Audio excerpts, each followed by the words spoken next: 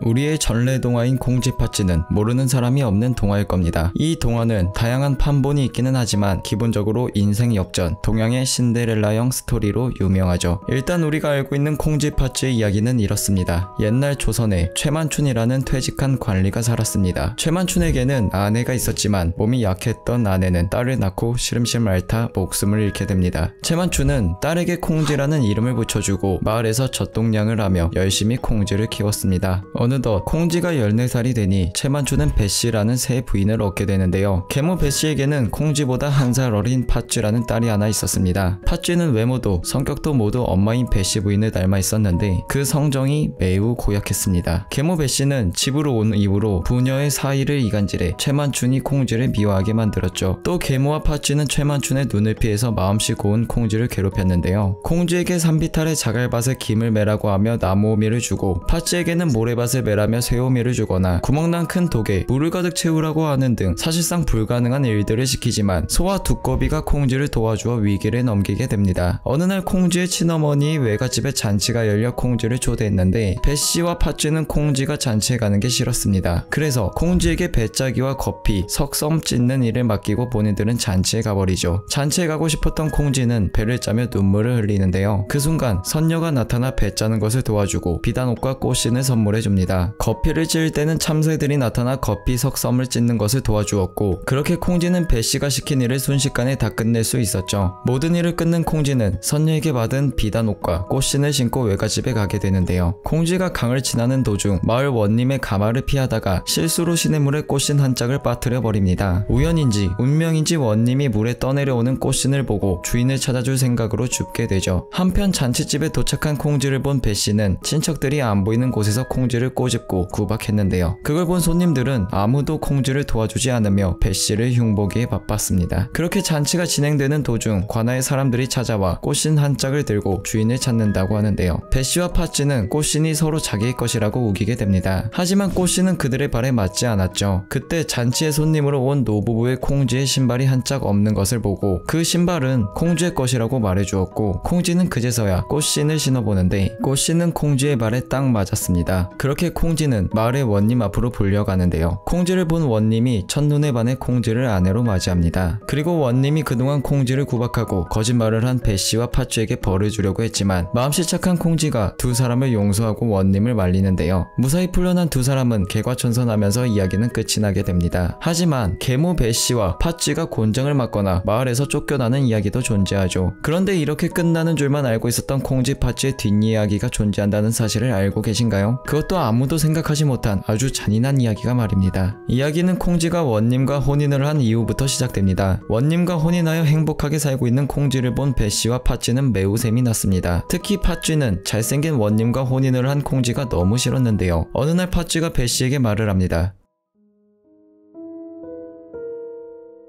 엄마, 제가 콩지를 죽이고 그 자리를 가지겠어요. 그 말을 들은 배씨는 팥쥐에게 대답을 합니다. 조심해라. 그리고 꼭 성공하거라. 다음날 계략을 짠 팥쥐는 본색을 숨기고 콩지를 찾아가는데요. 그리고는 콩지에게 지난 일을 모두 다 사과를 하고 맙니다. 팥쥐가 변했다고 생각한 콩지는 지나간 모든 것을 용서한다고 했고 팥쥐는 화해를 했으니까 함께 연못으로 놀러가자고 합니다. 착하고 순진했던 콩지는 팥쥐를 의심하지 않고 연못에 함께 놀러가는데요. 팥쥐는 연못에 도착하자마자 콩지를 물에 밀어 빠뜨려버리고 그렇게 콩지는 연못에 빠져 죽고 맙니다. 콩지가 죽자 팥쥐는 콩지의 옷을 입고 콩쥐인 척 연기를 하는데요. 원님은 아내의 아내의 얼굴은 낯설긴 했지만 바뀐 것은 전혀 알아보지 못했습니다. 어느 날 원님은 연못에서 예쁘게 핀 연꽃을 발견하고 집에 가져오는데요. 이상하게도 팥쥐가 연꽃 앞을 지나면 손이 뻗어나와 팥쥐의 머리채를 잡아뜯곤 했습니다. 팥쥐는 그 꽃에 억울하게 죽은 콩쥐의 원혼이 붙은 것이라고 생각하고 연꽃을 아궁이에 넣어 불태워버립니다. 하지만 불에 탄 연꽃이 이번엔 오색구슬로 변하게 되는데요. 우연히 집에 들렸던 옆집 할머니가 오색구슬을 발견하고 자신의 집으로 가져가게 됩니다. 집에 도착해 오색구슬을 내려놓는 순간 노개홍삼을 입은 콩쥐의 원혼이 나타납니다. 노개홍삼은 새색시가 되어 첫 아이를 낳기 전까지 입는 옷이었는데 그것은 콩쥐가 첫 아이를 낳기도 전에 살해됐음을 의미하는 것이었습니다. 죽은 콩쥐에게 모든 이야기를 들은 할머니는 가여운 콩쥐를 위해 가짜 잔치를 열고 원님을 초대합니다. 잔치에 온 원님의 젓가락을 드는데 한 짝은 길고 한 짝은 짧기에 젓가락의 짝이 맞지 않다고 말했더니 병풍 뒤에서 웬 여자 목소리가 불쑥 대답을 합니다. 젓가락 짝이 틀린 건 그리 잘 알면서 사람 짝이 틀린 것은 어찌 그리 모르시나요?